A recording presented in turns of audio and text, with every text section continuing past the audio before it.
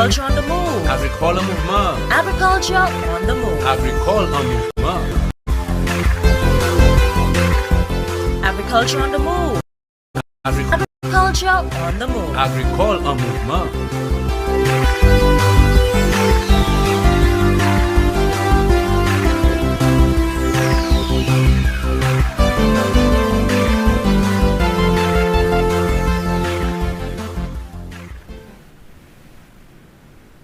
Hello everyone, and welcome to the program Agriculture on the Move. I am Philip Sidney, your host. October 6th every year celebrated as World Food Day. This is an initiative of the Food and Agriculture FAO. The theme this year is Our Actions Are Our Future. Better production, better nutrition, a better environment, and a better life. This is our discussion with my guest in studio today. And with me to my immediate right is Ms. Sherrianne Smith, who is our food safety specialist in the Ministry of Agriculture. And also next to her is our officer, Mr. Kemuel Jean-Baptiste, who is also to the Ministry of Agriculture. To you all both. Thank you. It's good to be here. Well, because we want to dissect the theme. Yes. And of course the theme is, as I mentioned earlier, is our action. And there's so many areas that we can dissect. Tell us exactly what are your thoughts on the theme? Recognizing that this is World Food Day and this is all about food production systems, when I read the theme, our actions are our future, it really brings to the fore for me our agri-food systems. Our agri-food system encompasses all the players that are involved in our food production, processing, consumption system. So you have the producers at the primary level, you have processors, the manufacturers, you have the traders, you have the input suppliers. At each one of the stages, including consumers as well, at each one of those stages and each one of those players, the individual action will determine what to the future. So for example, if highly processed foods that have terms of what is actually going to get on shelves, if manufacturers are not getting raw materials to process, all of it is integrated and it impacts the way our food system turns out. So for me, when we talk about our actions, our future, what we do today in terms of how we manage the decisions that we take, how we move to act within the food system will impact what happens in terms of food security, food source of the future. Sherry, what's your take, giving probably a different spin? Thank you for the invitation, Mrs. Sidney. Nutrition plays an important, actually it plays a critical role in human development, and the choices we make, actions we make, where our determine how long we live. And what I mean by that, based on the types of food we eat, it will determine how or the quality of life that we live. We see a lot of cases in chronic illnesses in Lucia, for example, diabetes and all these things, and all of this has to do directly with our consumption patterns. So people are eating more of advertised foods that TV, but the truth is it's really about how the food looks. It's about how nutritious the food should be. We need to eat more of a balanced diet from our six food groups. We need to exercise. We need to take actions as consumers. We need to have that kind of responsibility where our food choices. Let's take it to another dimension, which is one of the main goals of FAO, and that is to alleviate hunger. And they are saying so that they want to obtain that objective by the year 2030. There are many hungry people in the world today. And yep, about 3 billion. Yes, and I'm sure as we speak, Some of them do not know where the next meal is coming from. So let us look at production, Kemwell. Do you think from a St. Lucian standpoint, are we ready in terms of from the ministry's preparation of our work programs, in terms of attaining that production level that we think? Yeah. Thank you for the looking at where we are now. We have what is required for production. What we need to look into is to enhance production efficiencies. By that I mean, how could we get more out of the resources that we have? From resources, we're talking about input supplies. Where are our seeds coming from? Do we have our own seed sources? Are these coming from foreign sources? If they're coming from foreign, how is COVID-19 impacting that, among many other things? Who are they, and how ready are they to take on the challenge of looking at new production systems, the greenhousing, the housing, and so on? What support do they need? The Ministry of Agriculture over the years has provided a lot of training, but we need to continue doing so, because just like the education system, you have new entrants and you have people exiting. We do what is required. We need to look at our policies as a government as to how we support the production of food. Land issues, for example, the technical support service. Are we providing cutting-edge advisory services for livestock production, for crop production, for fisheries, and so on, that we're sending to interact with farmers, livestock, and so on? We need to ensure that we closely examine that, to ensure that we get the cutting-edge efficiency that we're looking for. The issue of export, the opportunities are there. Are we in a capacity to do it? Look at bananas, for example. What is required? We need to look at issues of soil health, productivity, where bananas are concerned, and all the crops, as a matter of fact. So for me, we have we understand what is required. Whether we're making sufficient investments in terms of building capacity, building competence, both at the farm input suppliers, traders, and so on, we need to look at where those people are individually, and provide a training and the support that is required for them to enhance their own efficiencies, both at the production level, the trade level, and even at the retail outlets and so on. I'm going a bit, because let us look at the factors of production: land, labor, capital management. Yes. You know, do we have? So we're talking about production. Do we have sufficient land? Okay, I remember the land bank project.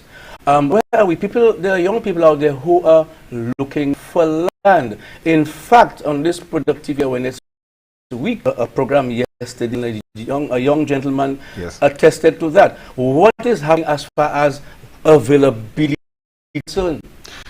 The land issue is a very clear one, and we could spend a whole year talking about it, but very succinctly, governments need to ensure that government action is going to provide the kind of support that is required to ensure that lands remain in agriculture. The last few years, I've sat on the Development Control Authority as a director. I've seen so many applications for change of agricultural lands in valley areas that we've had to go to tribunals and so on to stop. We need to make a decision as a nation that we're going to retain some of these lands and protect them for posterity, for use now and into the future, particularly the valley lands. Do we have sufficient land? The answer is yes. Another challenge of land is who owns it. Very often the old timers are willing to release the ownership of the land tenure system, so that needs to be sorted out. But those persons who are in production, the other issue about the land is the land productivity, land, the nutritional status of these lands. Unfortunately, we have the Moroccan government help us with mapping out our land capability classes and revisiting that and determining what the nutrition and the nutrients of these soils are. What we need to now do is to look at these soils on a localized level and get into plant nutrition systems that looks to enhance soil health. Soil health is absolutely important. When you look at labor, we spoke about that OECS skills provided. A large number, I can't remember off the top of my head, were trained with basic agricultural training. We need to identify who those people are. Are they still in the agricultural sector? As we speak, the current government is looking at revisiting the farm labor support program. So they also will be receiving basic training in agriculture. agriculture crops across the gamut. When it comes to capital, it's what Development Bank is all about. And a number of smaller agencies, the cooperative credit unions, the Farmers Cooperative Library, and a number of them, these are available. The challenge is the long tenure system sometimes hinders young persons from getting in there because they don't have titles. So we need to look at how we could provide them with long-term leases that would allow those lending agencies to provide them with the resource that they need. Some other kind of mechanism. In Israel, at least up to 50 years maximum that can be renewed. Can we look at systems like that we do not people free major agricultural holdings, and when they don't feel like producing any, they sell it off to the highest bidder? These are some of the strategic decisions that we have to take moving forward. We don't take it today. By the time 2050 arrives, we will be lacking land to sustain agricultural production for food security and so on. And let's move to nutrition. Let's move to looking at the young people in this country. Schools. There's a lot of poverty in the various communities. There are some parents, they cannot afford even to feed their children. I know there's a school feeding program in that program. Tell us a little about that program. Okay, so on the CARICOM FAO initiative, climate resilience, adaptation, FAO, they have pledged their support to the tune of $230,000 US program in St. Lucia. That program, some of the activities we have on that program would be to train farmers, the farmers who will be selling to the school feeding program, rehabilitations of school kitchens, and also seen on food safety and quality. We also have procurement of equipment for the students, eating utensils, plates. So what FAO hopes to is basically beef up the school feeding program in St. Lucia, whilst battling with COVID-19 and battling with climate change, because as you know, climate change is affected when it comes to climate change, and very, very, very vulnerable. We see that every year during our hurricanes, during the drought seasons where food becomes very scarce. So the feeding program will actually help to ensure food security. We're working on food security and beefing up our food security in St. Lucia. It's also important that our students be well taken care of, because our students are seen, especially the school feeding program, as a social protection tool. These are the ones that is going to take over our country in the future, and we know that their livelihood is protected.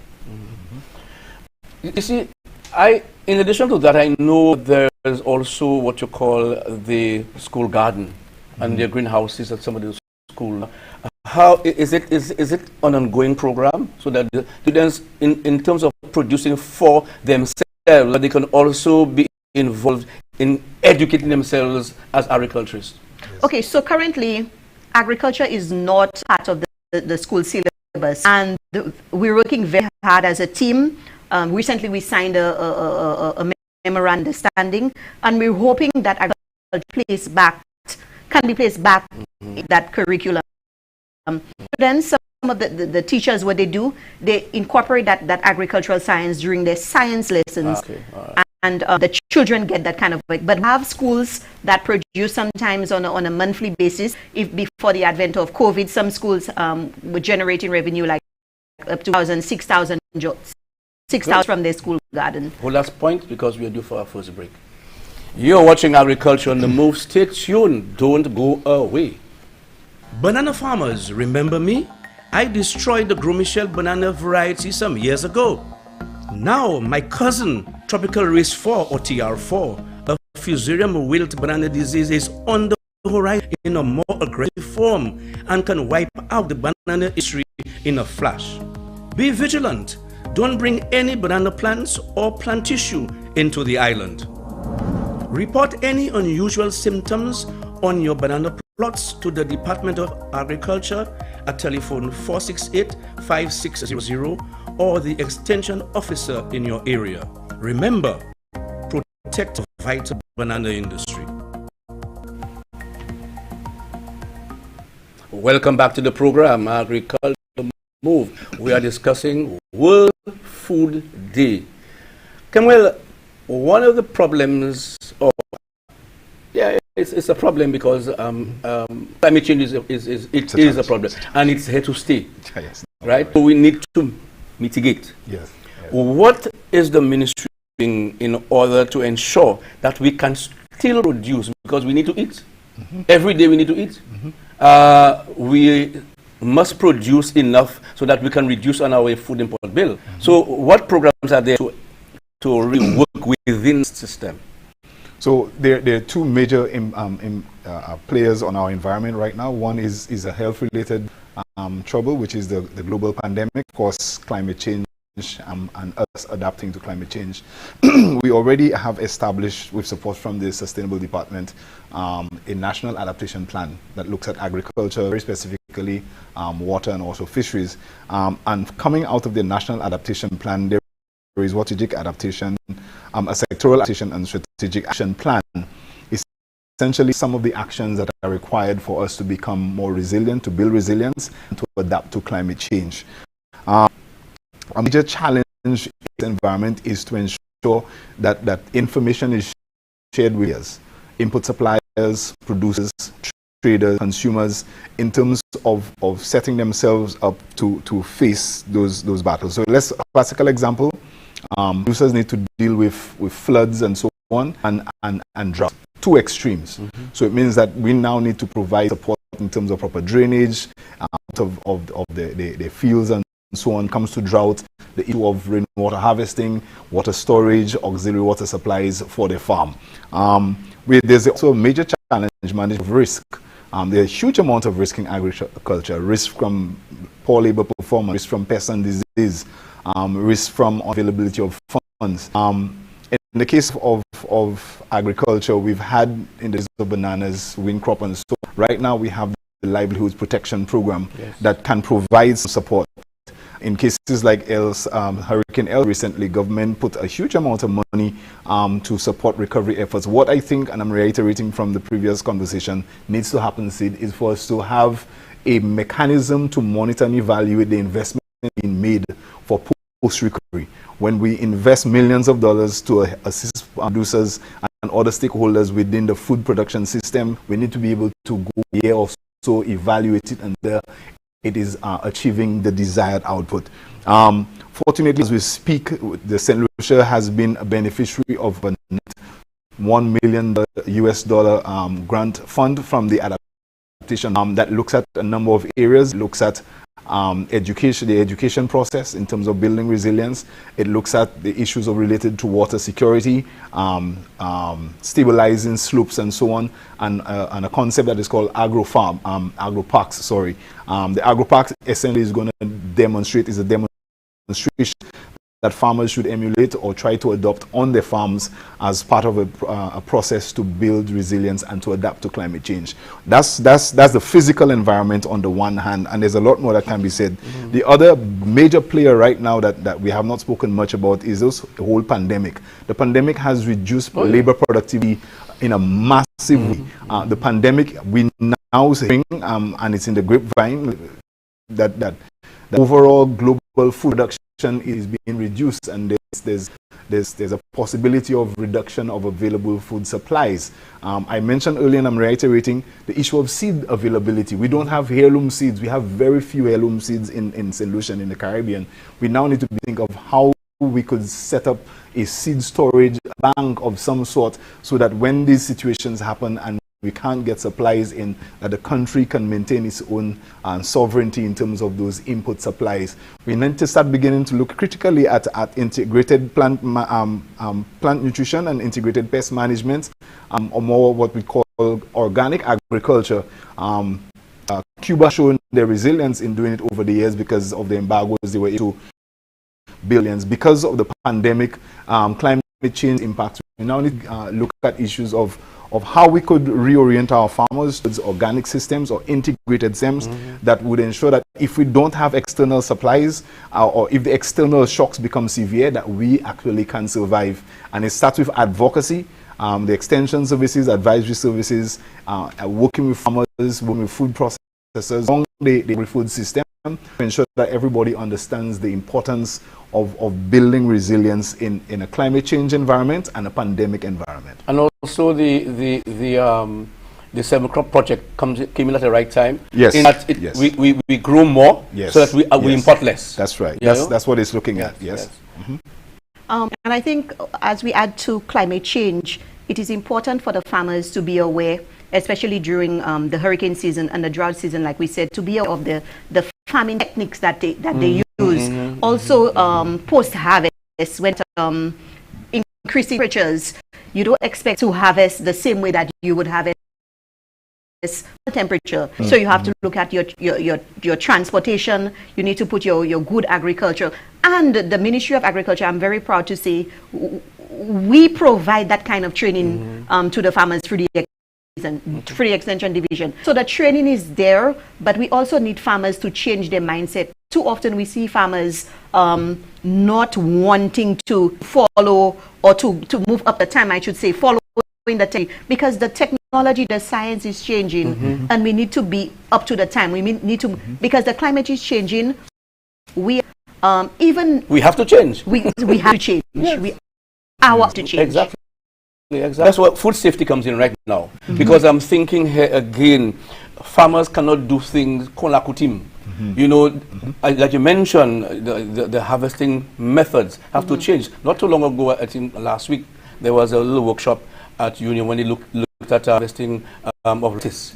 Yes. So the farmers have to understand that you cannot do things as usual, right? Because at the end of the day, right, you have worked hard to produce it. Why should you mess up when you come to harvesting for marketing? The truth is, Mrs. Very often the farmers get the blame, and I understand that. But when we speak of tea, everyone on supply chain is responsible for that product. From the time it gets into soil until it gets to your table, everybody is responsible. The farmer has his part to play, but most importantly, the consumers have their part to play. So you expect to go to the fishes, you buy fish, keep it at the back of your vehicle the entire day, and then you go home and then you would blame the fisherman for selling you fish. Obviously, you didn't use the correct temperature. You didn't store it properly. You didn't work ice or a cooler to ensure that maintain the correct temperature. So the consumers themselves have to take a little bit of responsibility. Safety is concerned. Yeah, I totally agree with that. But then right now, I think the ministry have put things in place with marketing board. Okay, there is a pack house. Could you say anything about that pack house? Supposed to happen there? So, pack house, basically the objective is for storage purposes, because we know very often we have a lot of seasonal crops, and during particular peak seasons we might have a great amount or larger quantities. So that pack house basically is to help the farmers in the storing of those produce. That's what comes to food safety. Because it goes back from production. The farmer again needs to know when it comes to pest and disease management, he's supposed to do it correct, right? And there is a time frame from spraying to harvesting, and you harvest before that. That's why you find a lot of our consumers are concerned whether that produce that they're buying is laced with chemicals. And one of the benefits of the pack house is particularly for export goods. In terms of export, the international community is seeking for assurances. Right. They want to know, what happens after this harvested. How is it prepared before it leaves country? And so that facility allows some peace of mind to some extent, and who are on the other side of the spectrum to feel secure that the foods are being properly processed before they leave the country. Yeah, that's one of the purposes of that backhouse as well. As we're about to end, because we're getting a few more minutes, do you have any final words that you would like to say to the public as far as World Food Day is concerned? Yeah, I was reading a script earlier, and I came across a script as this. They said the food you use and the way you consume it, our health and that of our planet. Food that we choose and the way we decide to eat it.